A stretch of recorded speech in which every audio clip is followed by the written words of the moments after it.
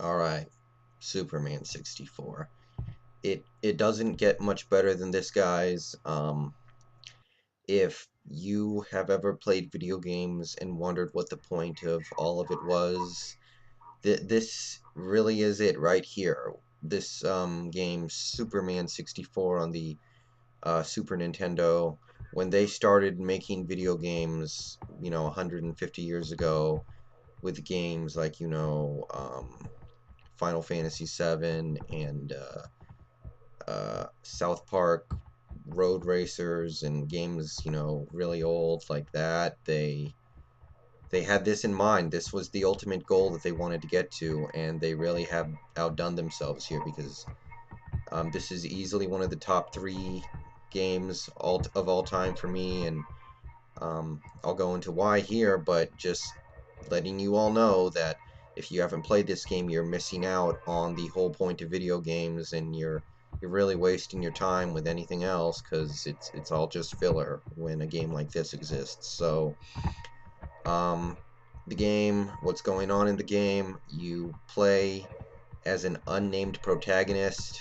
It's like a Fight Club thing where, the game really tries to put you in the shoes of this protagonist.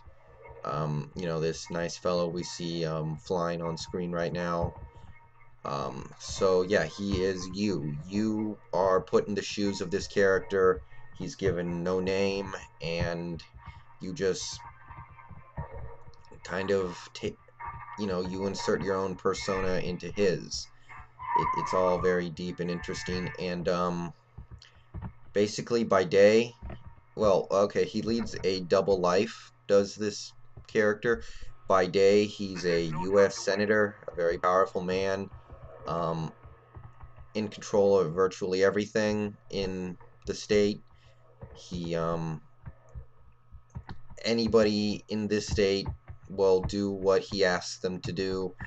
He's just large and in charge, rich, famous, good looking, all that stuff, and it seems like everything's just perfect for this guy. But by night, when nobody's watching, he's, as you can clearly tell by his outfit, spandex, red cape.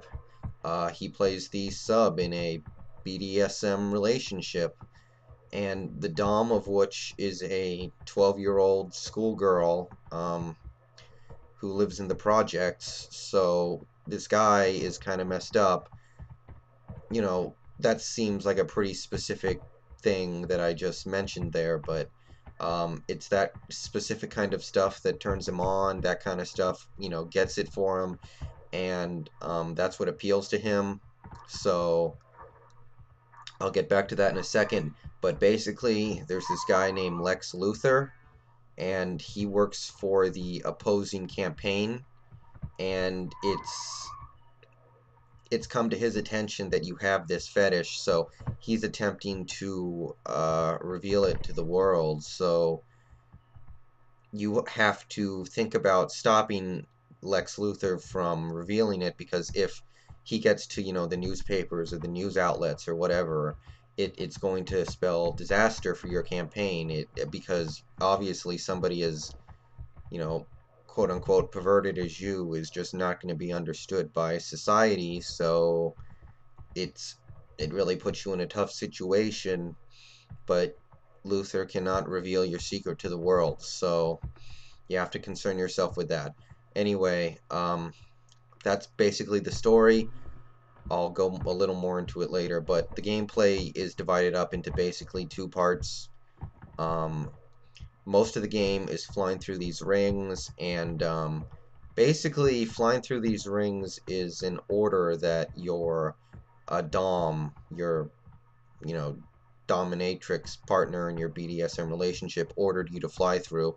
And it's one of those BDSM relationships that extends beyond sessions. It's 24 hours a day, 7 days a week.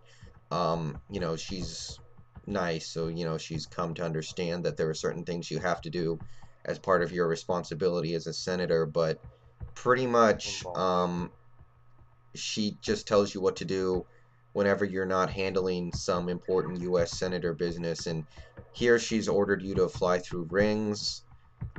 We don't totally know why. It's never completely revealed, but we can safely guess that the rings represent, vaginas, and, we have some very, sexualized imagery here of a big muscular man in spandex flying through these rings, penetrating these rings, if you will. And if they're meant to represent vaginas, it's, sort of a metaphor for saying that,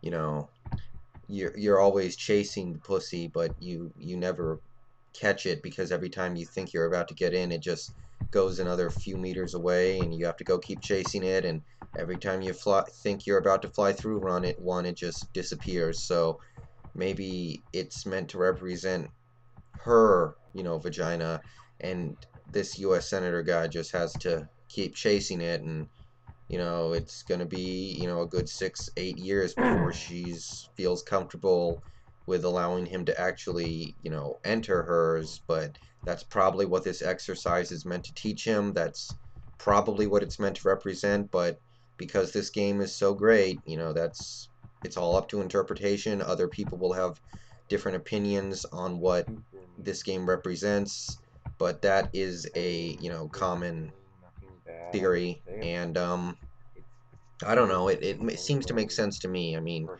you have, like I said, this, big muscular man wearing, what could be taken to be like a condom, going through these rings in an erect shape. Usually it's pretty clear. So that's part of the game. The other part of the game is, well, like I said, this Lex Luthor thing. So basically, you have a double life, and right now your life consists of two responsibilities, because your senator stuff is going pretty well. So you have to divide most of your time on flying through these rings, because there's a deadline. You have to do these tasks by a certain amount of time, or she punishes you by let's not even go there. But he also has to concern himself with these car parts, where he has to go pick up these cars and carry them around. And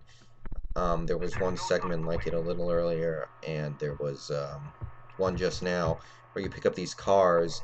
Basically, these cars carry the minions of Lex Luthor inside them, and they hold pho photographical evidence of your night perversions, and they're going to reveal them to the public. So you have to find these cars, pick them up, you know, put them somewhere safe, and make sure what they have in their possession never reaches the public, because that'd be very, very bad. And so, this game is about a man balancing his responsibilities, and his responsibilities might be a little bizarre to a lot of us, but it's all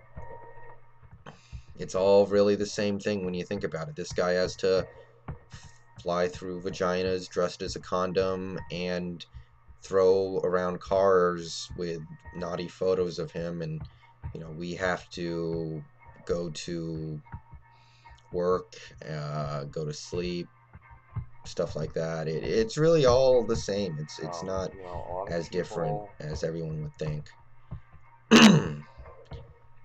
I really like how the flying controls are really awkward, and if you try and make too sharp a turn, your character will freak out. I mean, that makes sense, right? Because he's a human being, a very well built human being. But human beings are not made to fly, and our character has taken some experimental drugs to allow himself the ability to fly. And they don't totally work. They work pretty well. They're not perfect, but you know it's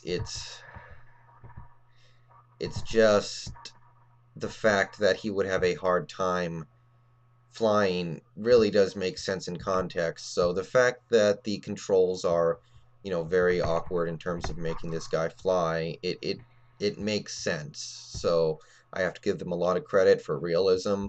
because I think if you or me tried to go outside with a cape and fly around, we wouldn't get it right the first time we tried.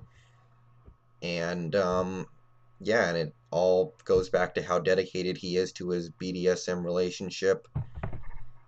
And yeah, he's very into all of this, and he takes it very seriously, and he's taken these experimental flying drugs, and it really does mean that much to him, and he deserves a lot of credit for it. As this game goes along, things get worse and worse for our protagonist. He is put in some very tough situations, and it really doesn't look like it's going to end well for him, because obviously if his story gets out, he'll obviously not be reelected, but he will probably also be shunned by society as a freak, maybe banished to, Alcatraz or the moon, or something like that, somewhere away from the public at large, because some people are not going to feel comfortable around him. And you have Lex Luthor, who gets more and more evidence against you. And I have never actually beaten this game, because every time I get about 3/4 of the way through, let's say, I become so overwhelmed with the emotion. I just can't take it anymore. I fear greatly that the end of this game is going to have, a sad ending. I fear it's going to be depressing, and you come to really root for this main character so much, because he reminds you of you, probably anyway. He reminds you of you, and you want to see him succeed.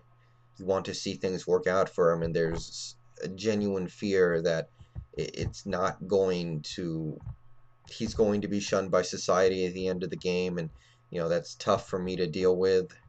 It's I've just never been able to quite bring myself to beat it. Once you play this game, and you definitely should, I recommend it to everybody, you'll know exactly what I mean. Maybe you'll be braver than me, but I just can't bear the thought of our main character not having things work out for him. As you can tell, sometimes you can miss a couple of rings and not get punished. That's because obviously, your Dom is a nice, forgiving person. She grants you some leniency, but what our main character won't tell you is he doesn't like that. He doesn't want a lenient master or mistress or whatever.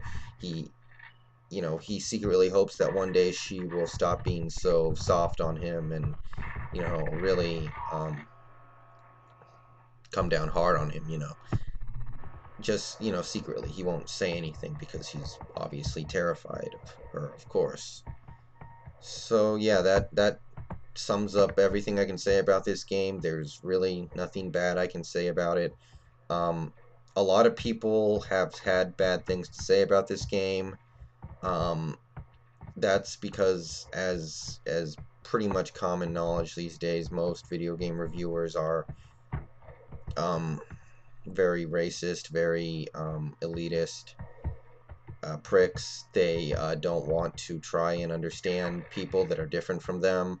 They don't want to try and understand different societies and cultures. They only want, what they like. They think everything they do is normal, and anything else is just weird. So this game preaches a message of tolerance, where you have this very normal, nice, good guy who has some perversion, some dark secrets, and people have just decided to, and people are going to shun him. That's the fear anyway.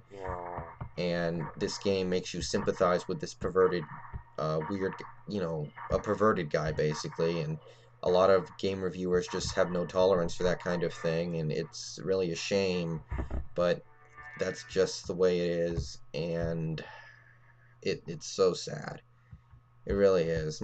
So many people just didn't give this game a chance once they realized it was preaching understanding amongst different cultures and different types of people. And yeah, this game, it's an A+ in my book, and yeah, yay.